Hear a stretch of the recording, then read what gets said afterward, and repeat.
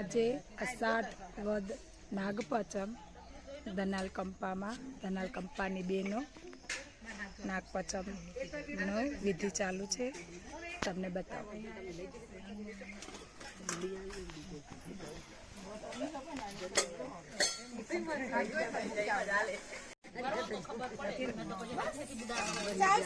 પ્રસાદ છે બાજરી અને ગોળ.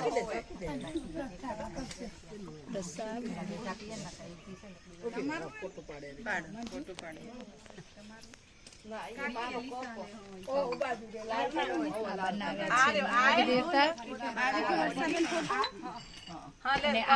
દૂધ આપીશું, ચડાવશું. આ છે અમારા ભાથીજી મહારાજ.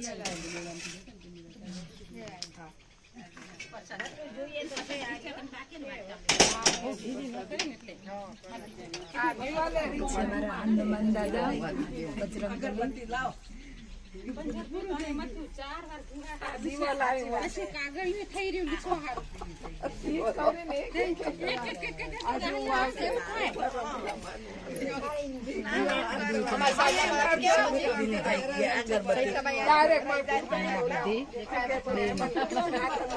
પાંચમની શરૂઆત કરી રહી છે પ્રસાદી ચડાવવાની.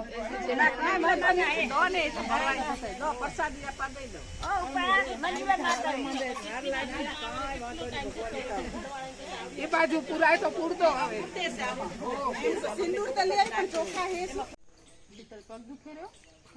બધી જ બહેનો હાથમાં ચોખા લઈ અને નાગદેવતાની વાર્તા કરશે.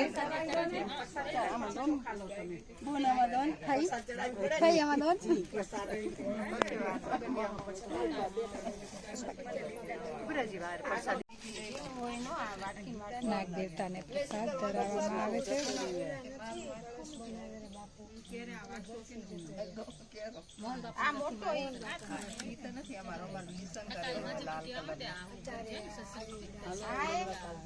પૂજારી શ્રી શકુંતલાબેન.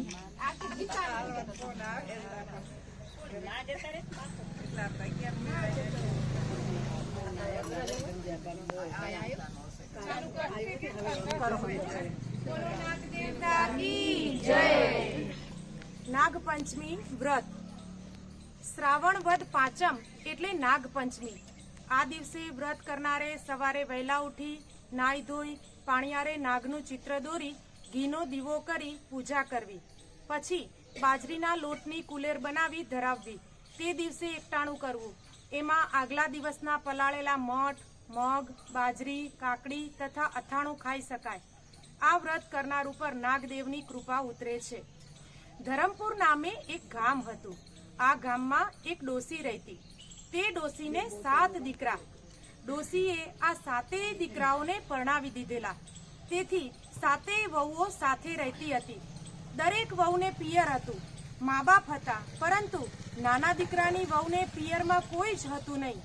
અવારનવાર બધા તેને નબાપી કહીને મેણા મારતા. એટલું જ નહીં, ઘરનું મોટા ભાગનું કામ એની પાસે કરાવતા અને પેટ પૂરતું ખાવા પણ આપતા નહીં. વધ્યું ઘટ્યું જે હોય તે આપી દેતા. એવામાં શ્રાદ્ધના દિવસો આવ્યા. ડોસીમાના ઘરમાં દૂધની ખીર રંધાણી, દૂધપાક રંધાયો. નાની વહુને ચડતા દાડા હતા, તેથી તેને ખીર ખાવાનું ઘણું મન થયું, પણ શું કરે?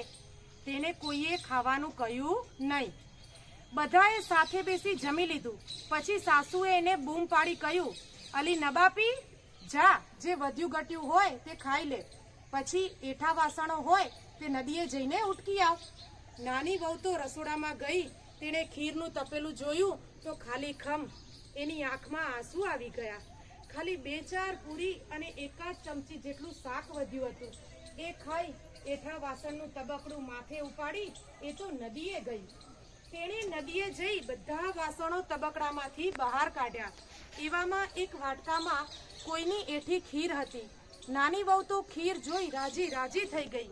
તેણે ખીરનો વાટકો ઝાડ પાસે મૂક્યો અને વિચાર્યું કે વાસણ ઉટકીને પછી આ ખીર પી જઈશ. નાની વહુ તો વાસણ ઉટકી નદીમાં નાહવા ગઈ. નાઈને પછી એ બહાર આવી. વાટકી પાસે ગઈ તો વાટકી ખાલી ખમ. તેમાં સહેજ પણ ખીર ન હોતી. નાની વહુએ એ ઝાડ નીચે ખીરની વાટકી મૂકી હતી તે ઝાડમાં એક રાફડો હતો. એ રાફડામાંથી નાગણી આવીને ખીર ખાઈ ગઈ હતી અને પછી રાફડામાં સહેજ મોઢું બહાર રાખીને બેઠી હતી. તેને થયું કે નક્કી આ સ્ત્રી મને હમણાં ગાળો દેશે. શ્રદ્ધાનો વિષય પ્રસાદ વેચવાનું ચાલુ. આપણે જોઈ રહ્યા આપણે કંપામાં બધી વાત આપણે પહેલા બધું વહેલું મોડું યાદ કરીએ પણ આમાં જો આમાં વાર્તામાં આવ્યું આ દીકરીને ખાવા નતું મળતું તો એ છાલા એવા ઉખડી તૈયાર રાખે ન ખાવા જડ્યું નાગણી ખાઈ ગઈ અંદરથી એનો ભાવ એવો આવ્યો ને કે કઈ ખીજણીઓ તો આ બધી વસ્તુ થયો તેનાથી એટલે સ્વભાવ એવો ભાવ એવો રાખો એવો આમાં તો બધે પંક્તિ પંક્તિ સમજાવે છે આ વાર્તા આપને પણ આપને સમજણ લઈ તો